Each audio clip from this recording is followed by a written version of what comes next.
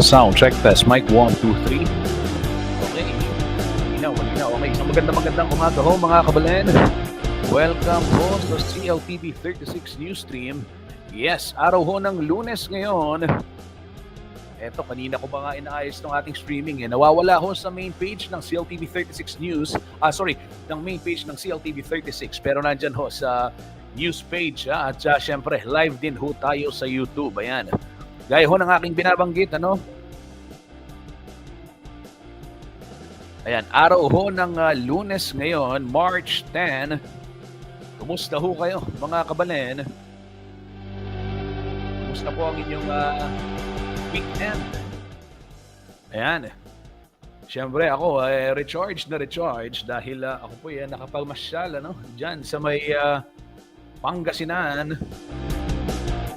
Mamaya babatiin ko yung ating mga kaibigan dyan sa Alaminos.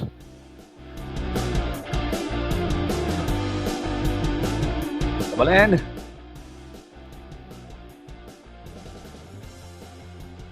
Live ho tayong napapanood. Hindi lamang sa Facebook page ng CLTV 36 News, kundi maging sa YouTube. Ganyan din ho sa ating website www.cltv36.tv. At syempre, nationwide ho via Signal Channel 115. Dito naman ho sa Central Luzon sa ating 37 cable partners. Air Cable Converge Channel 71. At dito ho sa Pampanga, Free TV Channel 36.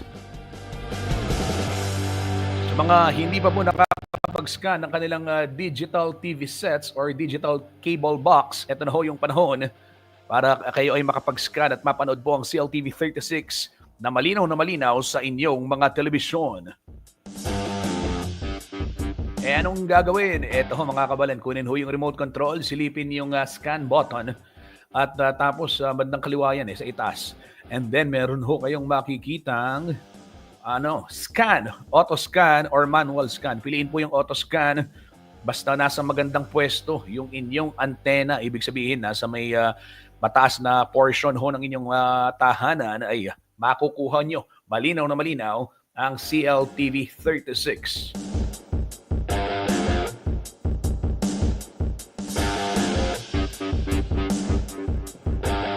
Balen, shout out muna dito sa ating mga nakatutok sa ating programa, si Sham Laga. Hi Sham, maraming salamat sa panonood dito sa CLTV 36 News Stream.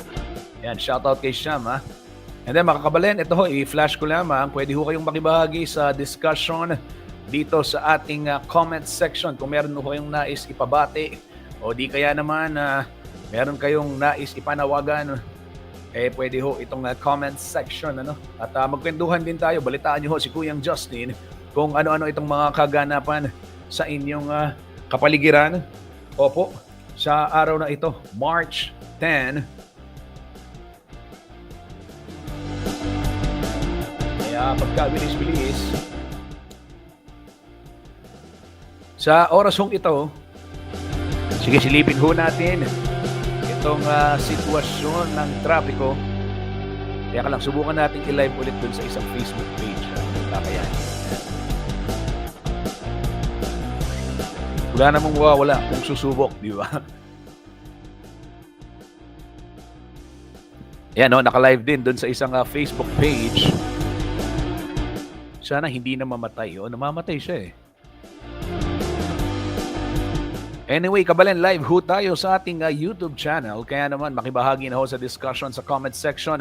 For the meantime, para ho sa mga biyahero, silipin muna ho natin ang sitwasyon ng trapiko sa ilang bahagi po ng North Luzon Expressway.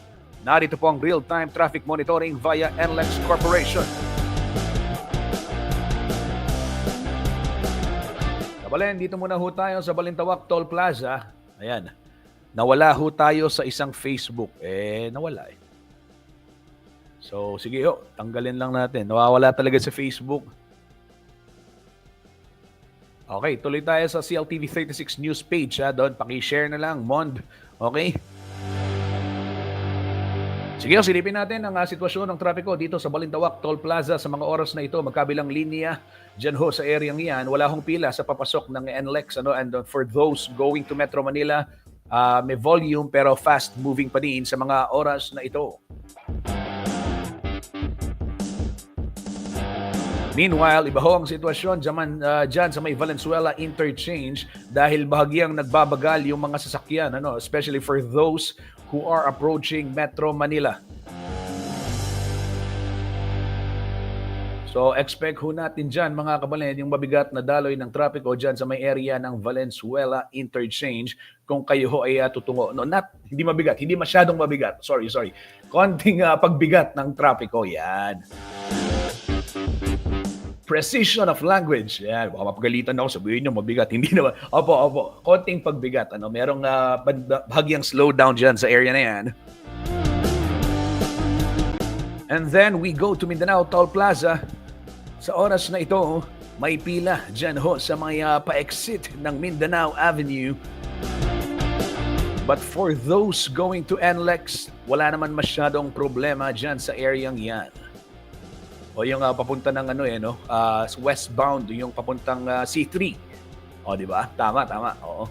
Eto mga kabalen, sa baba naman, may Kawayan southbound, magkabilang linya, northbound, southbound, itong approaching sa screen. Ito hong nakikita ninyo. Ayan.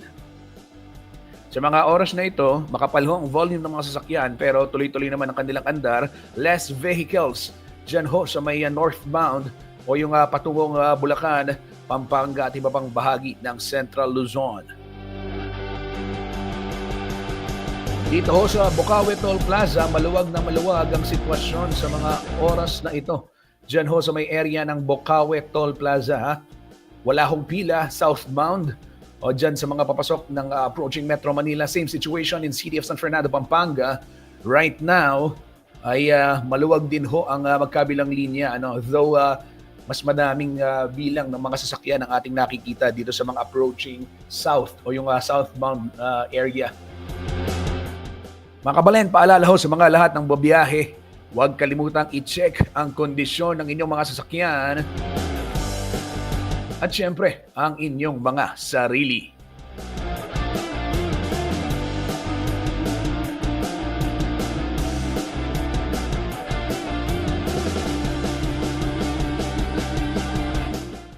Sa mga oras na ito, silipin muna ho natin ang magiging lagay ng panahon. Pero bago yan, maraming salamat. Yan ho ang real-time traffic monitoring. Handog po sa atin ng NLEX Corporation. Sige ho, sa mga oras na ito, alamin naman natin ang magiging taya ng panahon.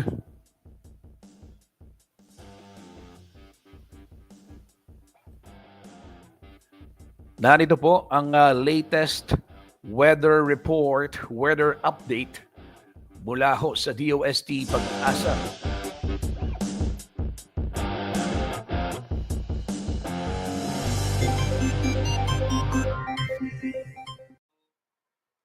Magandang umaga po sa ating lahat. Narito ang latest na weather update ngayong araw ng Lunes, March 10, 2025.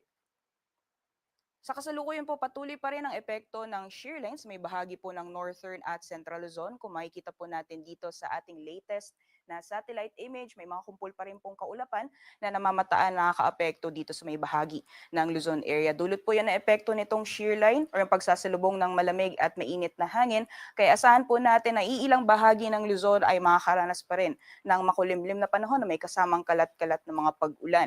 Sa bandang southern portion naman po ng ating bansa, nakikita din po natin itong mga kumpul na kaulapan na dulot po ng epekto ng easterlies o yung mainit na hangin na nanggagaling sa karagatang Pasipiko. At dahil po dyan sa easterlies, ay expected din po yung mga pag-ulan sa ilang bahagi ng Mindanao area, pati na rin po sa may southern portion ng Eastern Visayas. For the rest of the country naman po, magpapatuloy pa rin ang partly cloudy to cloudy conditions. Ibig sabihin po, inaasahan natin na generally fair weather conditions sa nalalabing bahagi ng ating bansa. At kung may mga pag-ulan man ay panandalian lamang po ito ng mga thunderstorms na mas madalas nararanasan sa hapon o sa gabi. Sa ngayon po, wala din tayong binabantayan na LPA o bagyo sa loob at labas ng ating Philippine Area of Responsibility at sa mga susunod na araw, itong northeast monsoon o hanging amihan na currently ay nakakaapekto sa may bahagi ng extreme northern Luzon ay unti-unti po ulit nahihina at iiral po ulit yung easterlies sa malaking bahagi po ng ating bansa. Kaya asahan po natin sa mga susunod na araw na makakaranas po tayo ng mainit na panahon sa malaking bahagi po ng ating kapuluan. So magiging lagay po ng panahon ngayong araw dito po sa Luzon, gaya po ng nabanggit natin kanina, dahil sa shear line ay asahan po natin ang mga pagulan sa ilang bahagi ng Luzon area, particularly dyan po sa Cagayan Valley, Cordillera Administrative Region, pati na rin po sa may eastern sections ng Central Luzon, dyan po sa Aurora, sa ilang bahagi po ng Southern Luzon for Quezon area, gayon din sa Camarines Provinces, Catanduanes, pati na rin po sa Albay. Asahan po natin ang mga kalat-kalat mga pagulan, pagkidlat at pagkulog ngayong araw dulot po ng epekto nitong shear line. At sa nalalabing bahagi or for the rest of Luzon ay asahan po natin ang partly cloudy to cloudy sky conditions at kung may mga pag-ulan man ay dulot po ito ng mga isolated thunderstorms, mga biglaang pagbuhos ng ulan na mas madalas pong nararanasan sa hapon o sa gabi.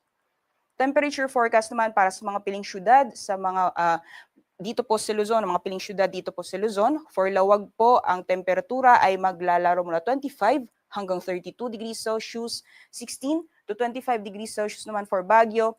Abot po ng 33 degrees Celsius ngayong araw dito po sa Metro Manila, samantalang sa Tagaytay at sa Legazpi, maximum temperatures ay aabot ng 31 degrees Celsius. Gayon din sa Tugigaraw, na agwat ng temperatura ay maglalaro mula 23 hanggang 31 degrees Celsius.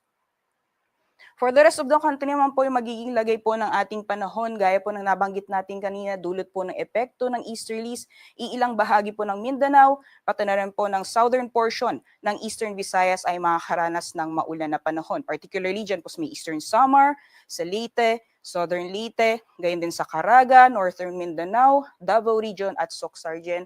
Asahan din po natin ang mga kalat-kalat mga pagulan, pagkidlat at pagkulog ngayong araw. For the rest of Palawan, Visayas, and Mindanao, partly cloudy to cloudy conditions din po tayo at kung may mga pagulan man, ay dulot po ito ng mga isolated na thunderstorms or mga biglaang pagbuhos ng ulan, mas madalas din pong nararanasan sa hapon o sa gabi. Temperature forecast naman po para sa mga piling syudad sa Palawan and Visayas, maximum temperatures po for Kalayaan Islands at Puerto Princesa aabot ng 31 degrees Celsius, 32 degrees Celsius maximum temperatures ngayong araw dito sa Iloilo at 31 degrees Celsius maximum temperatures naman for Metro Cebu, pati na rin po sa Tacloban. For Mindanao area naman po, yung Zamboanga ay inaasahan po natin agwat ng temperatura, maglalaro mula 25 hanggang 33 degrees Celsius, for Cagayan de Oro nasa 24 to 31, and for Metro Davao nasa 26 to 32 degrees Celsius. Sa kalagayan naman po ng ating karagatan, wala po tayong gale warning or babala sa matataas ng mga pag-alon. Ngunit asahan pa rin po natin ang moderate to rough sea conditions, mga dagat baybayin po ng Northern Luzon at Eastern Seaboards ng Northern Luzon area. So iba yung pag-iingat lamang po sa mga plano po malaot. Otherwise, yung nalalabing seaboards po ng ating bansa or dagat baybayin ng ating kapuluan, ay makakaranas pa rin po ng banayad hanggang sa katamtaman ng mga pag-alon. Kaya malaya po mga kapalaot ang mga kababayan natin na mangingisda, pati na rin ang may mga malit na sakyang pandagat.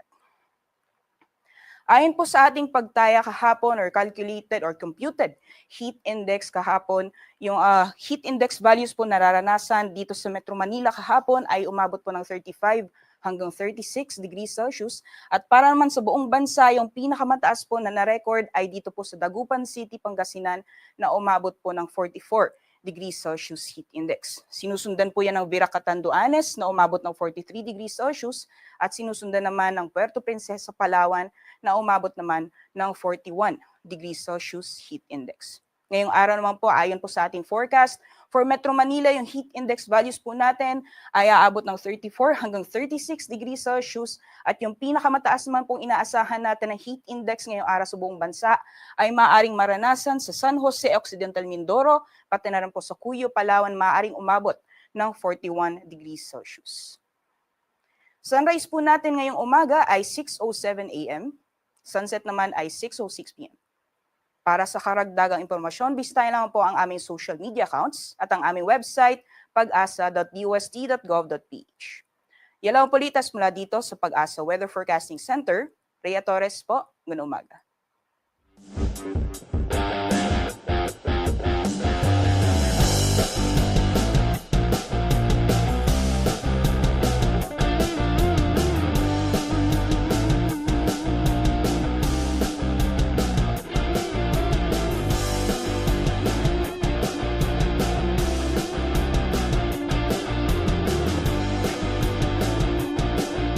Yan ho mga kabalen, ating napanood itong latest weather forecast mula ho sa DOST Pag-asa.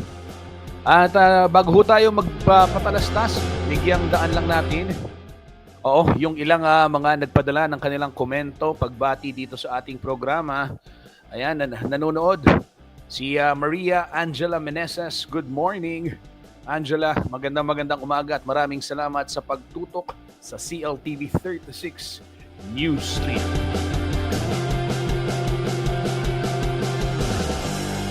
Nanonood din mula ho sa Mabalacat City, Pampanga, si Cheska Perez.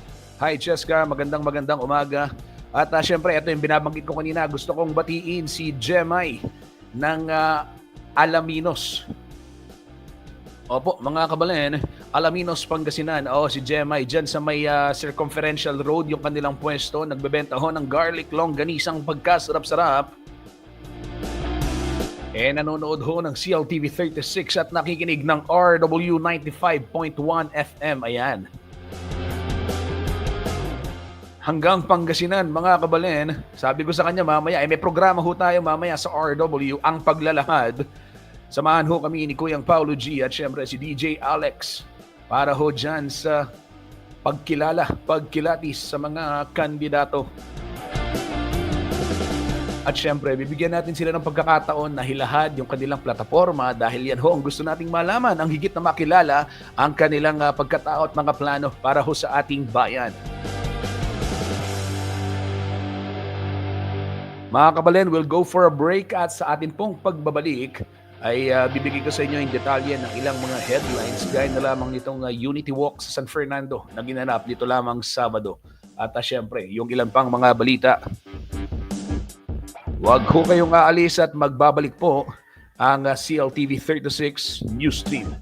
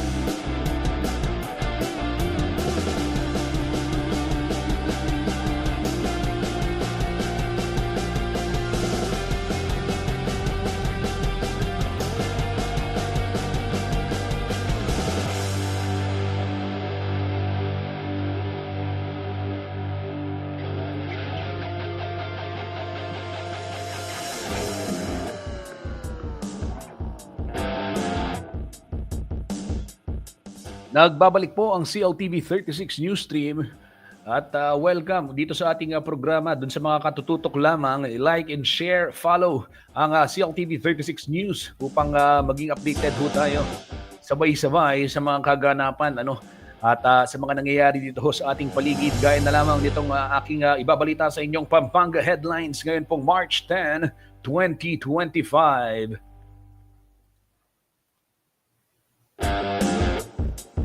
Yan. Nahuli yung pag-loop ng truck. Okay, nahuli ulit. Yan. Okay, sige ho, silipin natin ang mga detalye ng mga balita.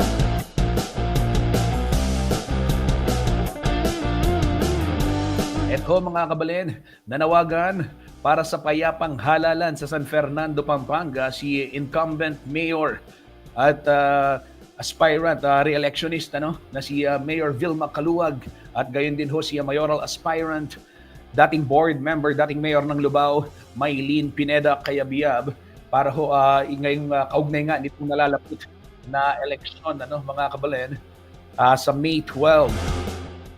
At dito hong Sabado, March 8, kasabay ho ng International Women's Day, ay nakaisa itong dalawang leader kababaihan. Mga female leaders, pinangunahan po ni Mayor Vilma at dating board member Maylene Pineda Cayabyab. Siyempre, yung pakikiisa ng kanila nilang mga partido dyan ho sa ginawang Unity Walk at Covenant, Peace Covenant signing. Bagamat hindi ho sila nakalahok doon sa lakad, nandun ho sila mismo doon sa pagpirma dito sa Peace Covenant signing. At parehas pong nangako na tutupad sila sa batas ng pangangampanya at syempre nanawagan din sa kanilang mga supporters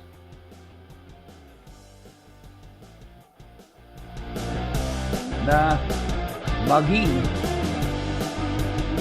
mahinahon po sa araw ng kampanya at sa araw ng halalan. Ito ho mga kabalin, yung ilan sa mga larawan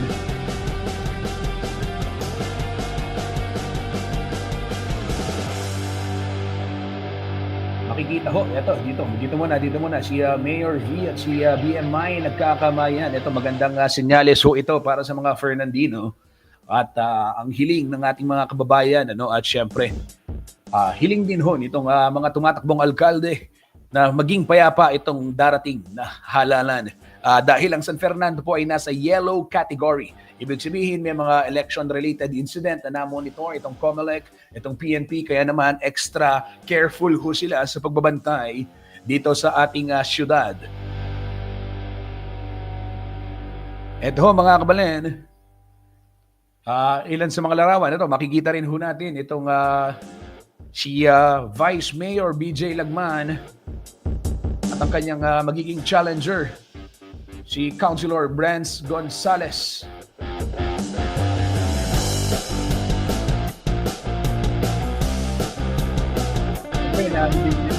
Yung mga kaibigan natin sa PNP, sa COMELEC, PPCRV, DILG, at iba pang mga ahensya, both government and NGOs, to show their support. At syempre, dahil ang pagkakaroon ng isang payapang halalan ay tungkulin ho ng bawat isa sa atin. Syempre, yung mga kandidato, malaki ho yung kanilang papel dyan. Malaki ho yung papel ng PNP, pero malaki din ho yung mga papel natin bilang botante dahil itong eleksyon. Kaya nga ho nang sinabi ng PPCRV, ng Parish Pastoral Council for Responsible Voting, ay responsibilidad ng bawat isa sa atin ang makilahok sa pagboto at syempre magbantay ng boto. Kasama na ho dyan syempre yung pakikisa natin sa panawagan na panatiliin ang kaayusan. Hindi lamang ho kaayusan in terms of walang away, walang gulo, kundi kaayusan din ng mga kapaligiran. Gusto nating samantalahin itong pagkakataon, Siyempre, paalala ng DENR, wag ho kayong magpapako ng mga posters sa puno. Yan.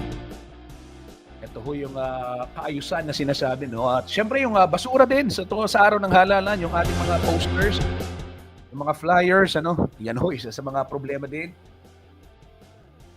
At syempre, of course, sa mga checkpoint, makiisa rin sa mga checkpoints. Pag tinted yung inyong sasakyan, make sure bubuksan yung ilaw, magbaba ng konting bitana, pero tatandaan, plain view lamang yung pwede ring tignan sa mga checkpoints, ano? At ito, dahil sa mga checkpoint, napakaraming mga baril na rin yung nakumpiska ho nitong ating Police Regional Office 3 sa pangunguna ho ni Director Jean Fajardo. Yan, palakpakan natin. Ito ho mga kabalen, sige, lumayo ako. Nasegue ko lang yung ilang mga kailangan tandaan kaugnay ho ng pangangampanya at payapang halalan. Ano? Sa oras na ito, pakinggan ho natin.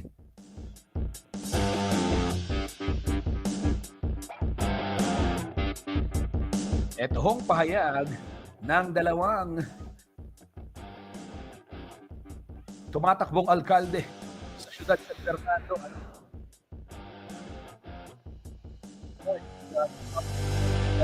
Maluwag na who is seeking re-election para sa kanya hong second term at ang kanyang magiging katapat dyan. Si dating board member Maylene Pineda Cayabyab ng King My Love San Fernando.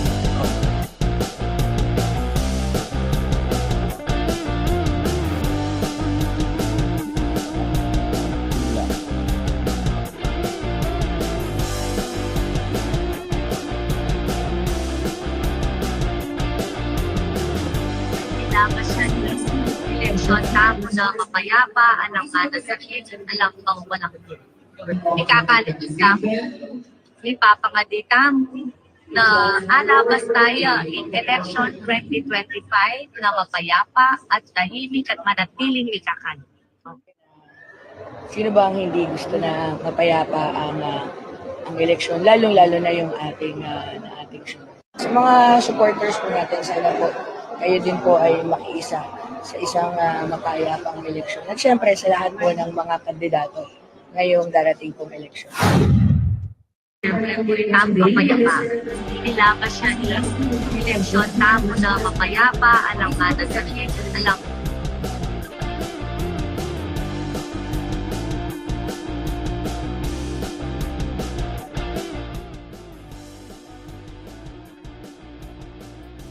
Yan ho kabalen ang pahayag nila Mayor Vilma Caluwag, re-electionist sa darating hong campaign period sa March. And ngayong Marso na pala, ilang linggo na lang, 2 linggo. At syempre ho, ito mga kabalen,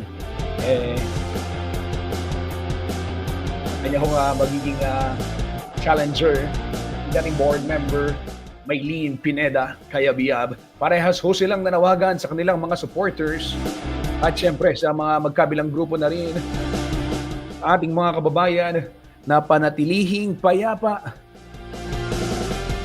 ang darating pong halalan.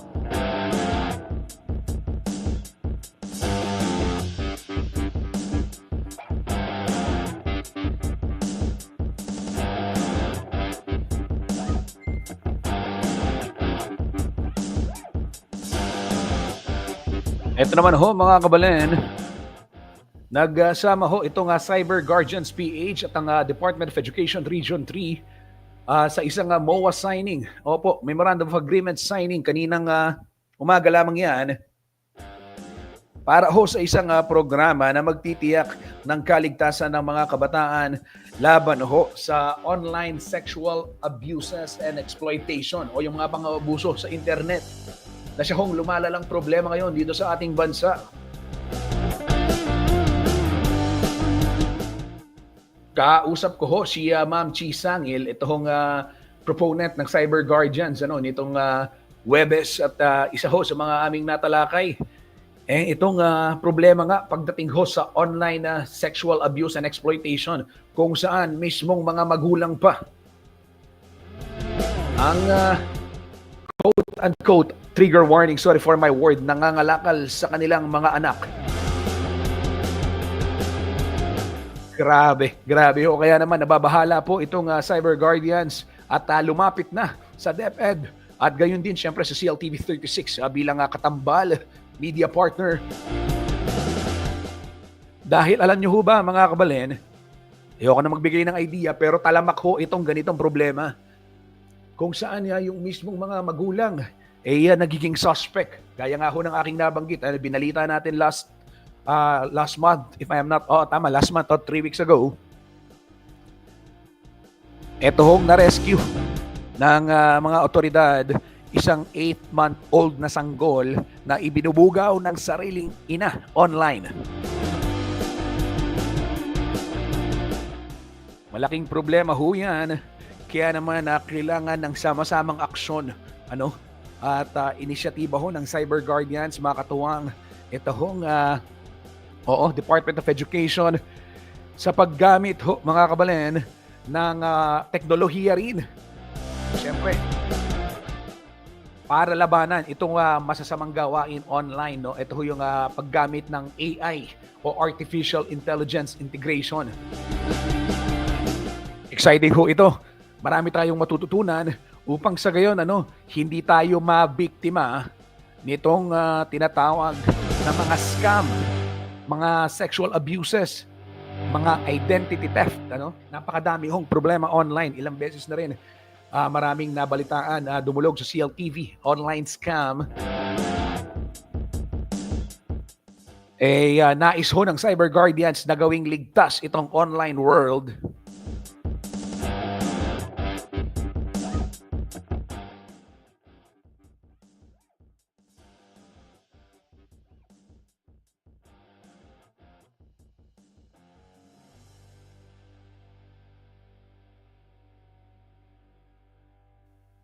Ayan mga kabalen, gaya ho ng aking binanggit, dito ho nung ating pandemic, marami sa ating mga kabalen yung napabilis yung kanilang online life, yung pamumuhay online, gaya ng online shopping, bank transfer, at maging yung mga meetings, maging mga trabaho.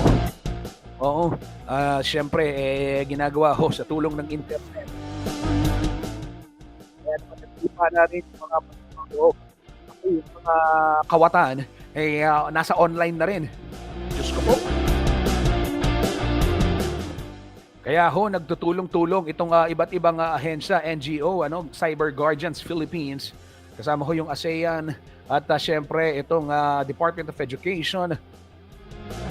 Gayon din itong iba pang mga organisasyon para ho labanan at bigyang sapat na kaalaman. Ganito lang naman maaarmasan yung ating mga kababayan. Armasan ho natin sila ng wastong kaalaman dyan sa online scams.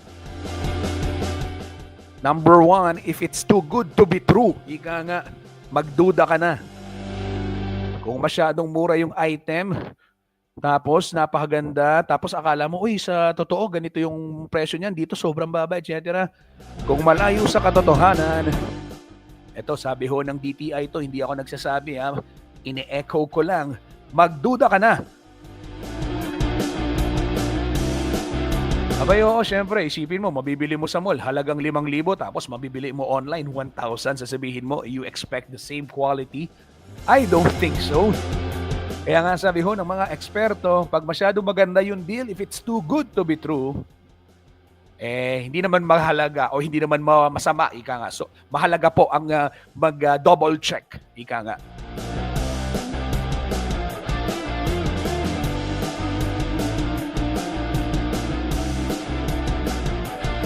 Ito ho, yung ilan sa mga kuha dyan sa nangyaring MOA signing sa pagitan ho ng Cyber Guardians at ng Department of Education.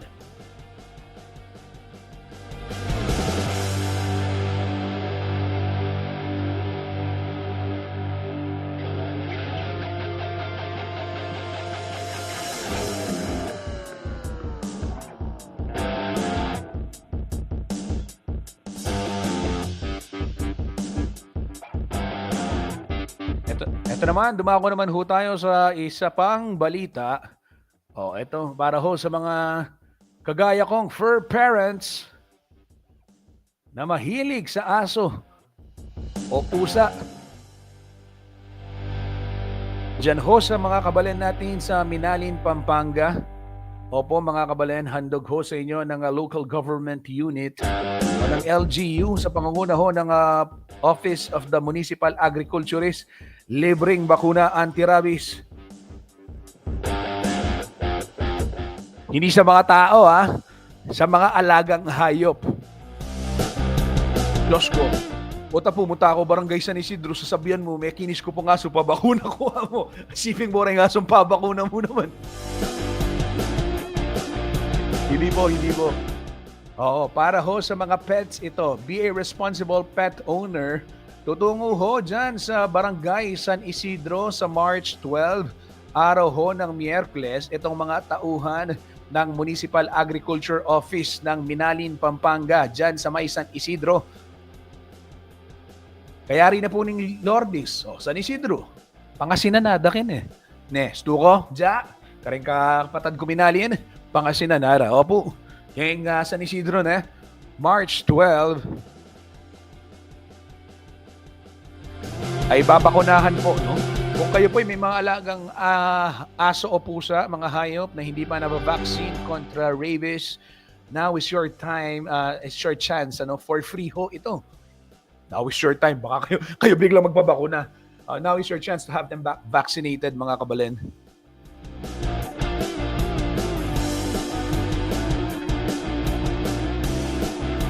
Yan ho ay paalala dyan sa ating mga kababayan sa Minalin. Lalong-lalo na ho sa barangay San Isidro,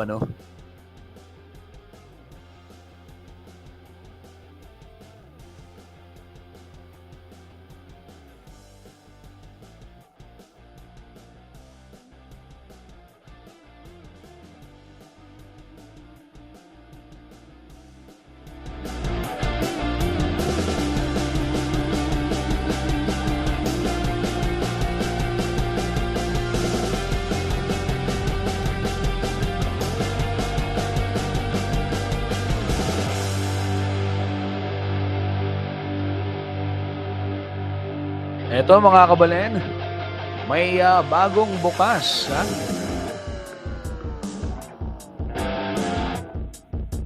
na restaurant dyan ho sa Clark. Ito pong Estos. Exciting nadaanan ko nga ito kagabi. Kung kayo ho ay palabas, kunwari nanggaling kayo dyan sa may SCTEX, o kaya dun sa Clark South exit, So, syempre, yung tutumbok dyan sa kalsada ng Yokohama, dire-diretso. So, pagdating mo ng traffic light, makikita mo agad doon sa may side, yung Estos, tumbok ho doon sa may tabi ng traffic light. Interesting.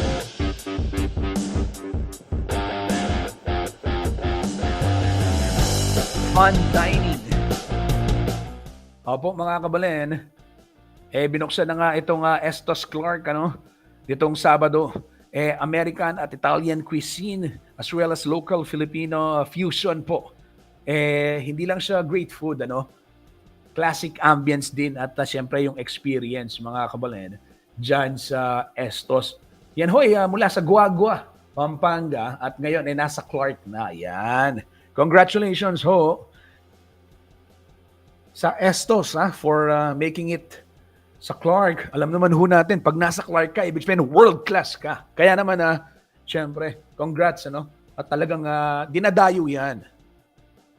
Actually, sa Guagua pa lang, pinag-uusapan ho itong Estos, kaya naman nag-expand sila,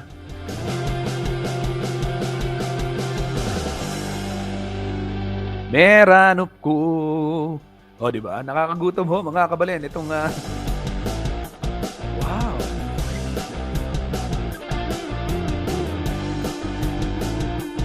Yun.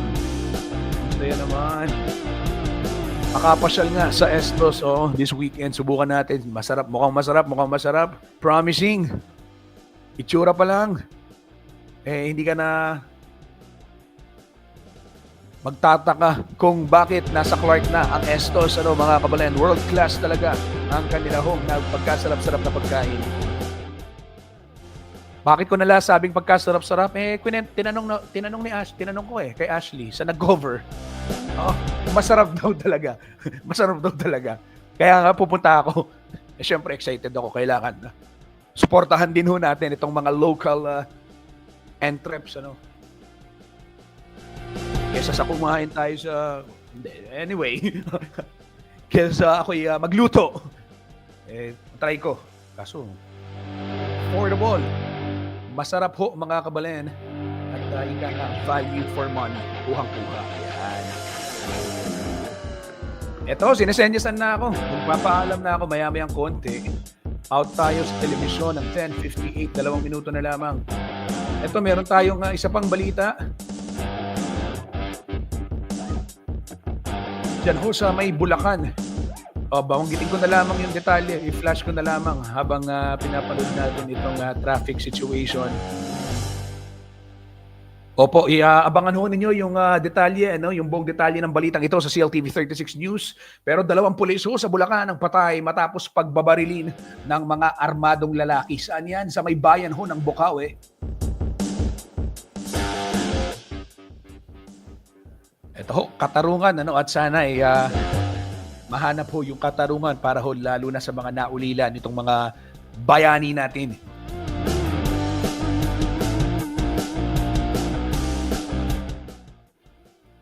Itong 2 pulis.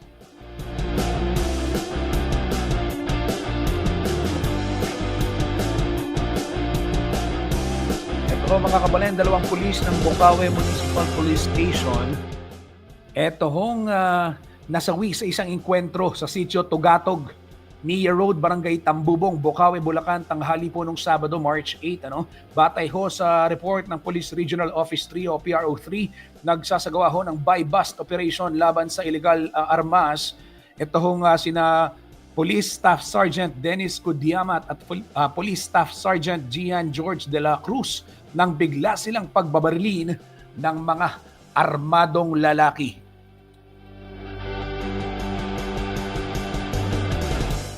Matapos ho ang insidente ay mabilis na tumakas. Ito hong mga suspect, nagtamo ho ng bala, tama ng bala, itong si Kudiama. At agad hong binawian ang buhay, na isugod naman ho sa ospital si De La Cruz. Ngunit pumanaw rin ho bandang 3:00 ng hapon. At matapos nga ho yung insidente, mabilis na tumakas ang mga salarin patungong Pandi, Bulacan. Dala ho ang mga baril ng mga pulis.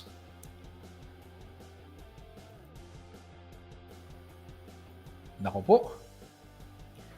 At agad naman hong nagsagawa ng follow-up operation ng Bulacan Police Provincial Police Office na nagresulta sa pagkakaaresto ng isa sa mga suspect na kinilalang si alias Dado, 38 years old at residente ho ng Barangay Bunsuran, Pandi, Bulacan.